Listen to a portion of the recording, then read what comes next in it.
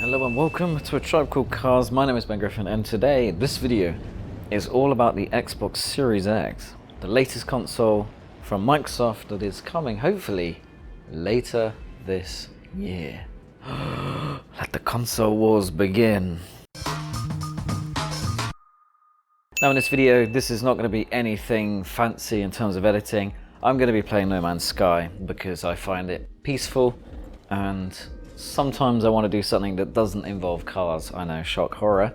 And also it allows me to get this information to you as fast as possible. Now this is going to be quite a long video, but I'm going to go into a lot of detail about what the Xbox Series X is all about. Now this is in light of the fact that Phil Spencer, the head of Xbox, so if anyone knows about the Xbox Series X, it's going to be him. He basically released a blog post that confirms a lot of the specs that have been going around recently as various rumors. There was of course the Reddit post where someone had leaked the alleged specs of the Series X. Now of course sometimes these can be right, these can be wrong. Anyone can come up with a random set of numbers and make an educated guess, but this guy or girl seemed to be able to guess the marketing tagline, which was a big thing because it means they were looking at something that was definitely official, and or they were talking to someone that had access to the Xbox Series X specs, or at least details of the new console. And now Phil Spencer has spilled the beans on quite a lot of details, not all of them.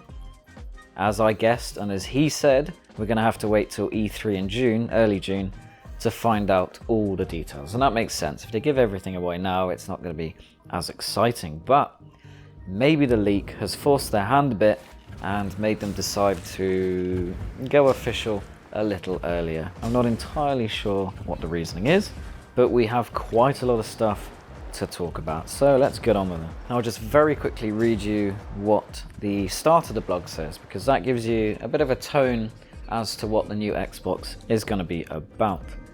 So Phil Spencer said, "The future of gaming has never been more inspiring. Creativity in games is flourishing. New services empower you to discover more games and bring you closer to the games and creators and streamers you love. The cloud creates a massive opportunity to stream console quality games and play with the people you want, wherever you want. And for many of us, nothing is more inspiring than the dawn of a new console generation." So let's get on with the specs.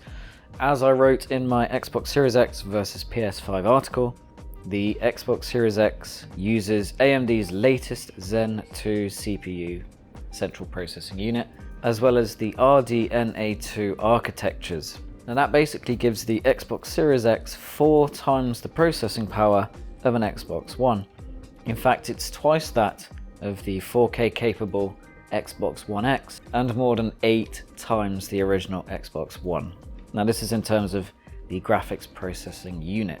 So that means this console can chuck around a lot more pixels, and of course the more pixels you have, or the more things you can do with them, generally speaking, you will have a prettier game, certainly more immersive. And that also allows you to maintain higher frame rates. Now one of the benefits of PC gaming is you can have a monitor with a high sync rate and a graphics card that does more than 30 or 60 frames per second, and that actually can give you the edge at the extreme levels of first-person gaming. But like in films, I think it was at The Hobbit, they did it at 48, and some people film YouTube videos at 60. It basically looks a lot more realistic. You have 2 times as many frames going on, so you get smoother visuals. Personally, I think 24 frames is the dream for cinematic stuff, but for gaming, I'm very used to 30, but 60 and 120 definitely has its benefits. So it's interesting that the Xbox Series X will be able to cope with up to 120 frames per second. There's also something called variable rate shading. Now, Mr. Spencer describes this as our patented form of VRS empowers developers to more efficiently utilize the full power of the Xbox Series X. Rather than spending GPU cycles uniformly to every single pixel on the screen,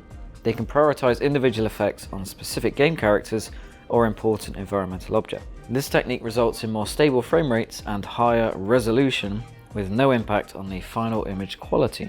Now, another thing speculated was the addition of ray tracing, and Microsoft has confirmed hardware accelerated DirectX ray tracing. So basically, ray tracing is a system that allows light to react in real time to different surfaces. So if you have a reflective surface and you walk past it, then the game will be processing in real time your reflection. Or it could just be a shiny metallic surface and light is bouncing off it, which basically means more accurate reflections and realistic acoustics in a game. So games will look more realistic and potentially therefore more immersive. Another thing confirmed for the Xbox Series X is solid state drive storage, or SSD for short. SSDs are basically ways to store data that work much faster than your traditional hard disk. So when it comes to loading textures or the game or anything basically that's happening, it will be much faster when done through SSD storage. If you ever build a fast computer, all your apps, software will be installed on the SSD, and typically people use a normal hard disk for sort of bulk stuff they don't need to use very often. And I think that's what's going to happen with the Series X. Now, part of the benefit of the SSD storage is a new feature called Quick Resume. Now, this allows you to resume a game from a suspended state almost instantly, according to the blog. So if you've been playing Forza Horizon 4 and you went to do something else, you can then jump back to the game and it will instantly allow you to take off where you were and what you were doing. So there's no loading screen time to annoy you. Now, it actually says continue multiple games. So it's not just one.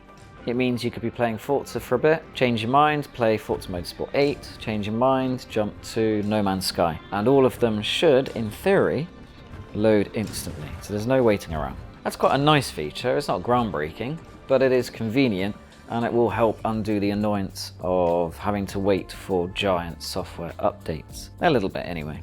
There's also dynamic latency input, or DLI. Now, according to the blog, it says we're optimizing latency in the player to console pipeline, starting with our Xbox wireless controller, which leverages our higher bandwidth proprietary wireless communication protocol when connected to the console. Basically, you press a button and it's going to create the action on screen a lot faster. So your controller will feel a little more responsive, basically. Most of us will actually not notice this. It's more of a problem for those who play at competition level, but a little more responsiveness certainly isn't a bad thing, and apparently it also allows for more precise controls, which could also be useful. There's also HDMI 2.1, which basically comes with auto low latency mode. This allows the Xbox One and the Xbox Series X to set a television automatically to its lowest latency mode. So normally that's the game mode, but there are various different names for that. Ultimately, it cuts out a lot of the processing a television does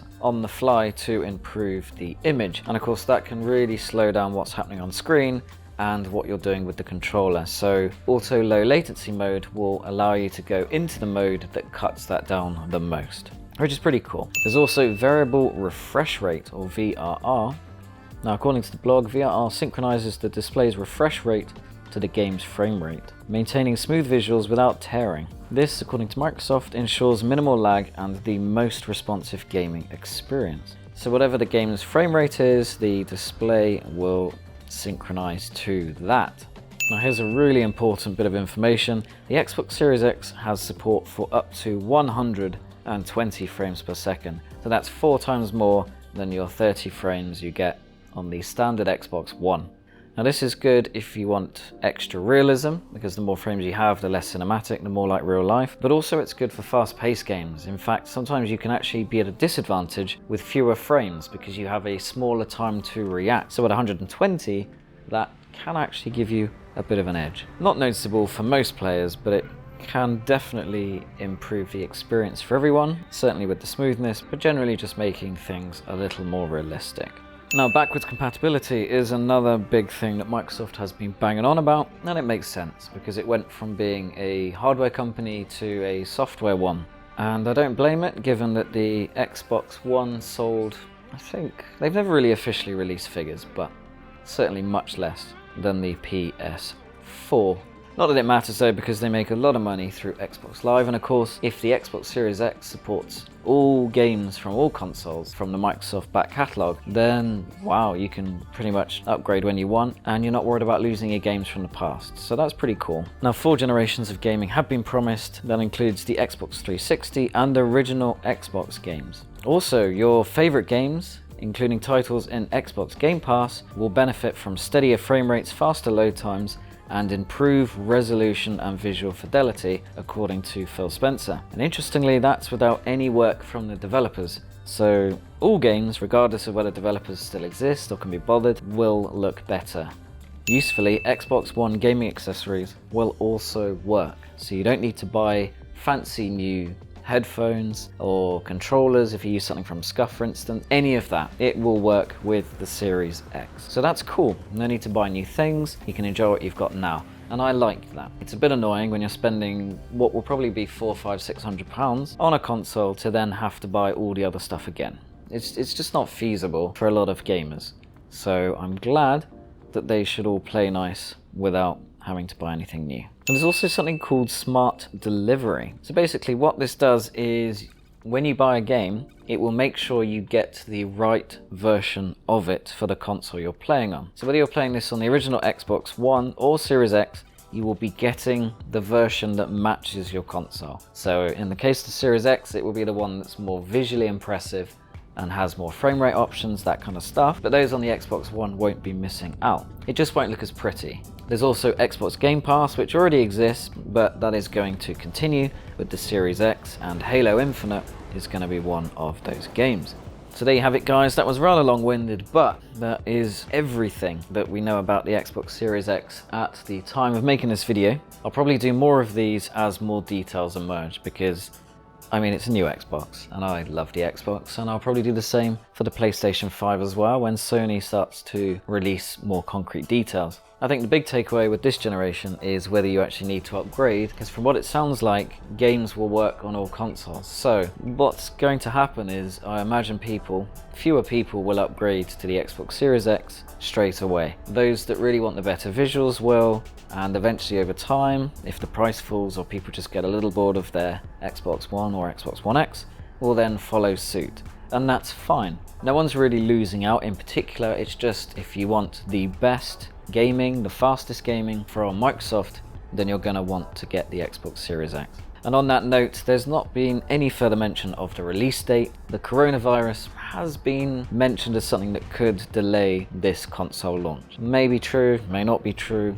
we shall see. It affected Mobile World Congress because they cancelled the whole thing, so it is definitely an issue worldwide, and likely only to get worse until it's contained. But missing Christmas would be catastrophically bad news, I think, for the Xbox. People don't want to spend money in January. It's a bad month, so you'd have to wait till November, or at least early November, December, gets Microsoft in the Christmas lineup for presents, and that's a really big thing. Also, people have more money to buy games for said console, so it would be weird if we didn't see the Series X before the end of 2020, but stranger things have happened. A lot more will be revealed as we head towards E3. In the meantime though, please subscribe, like, all that kind of stuff, whatever you're into, and hit that bell notification if you're feeling really generous. You don't have to, but it does make life better for me. And that means I get to make more videos, which I am excited to do for you guys. So now I'm going to shut up. Have a great week. Take care. Bye.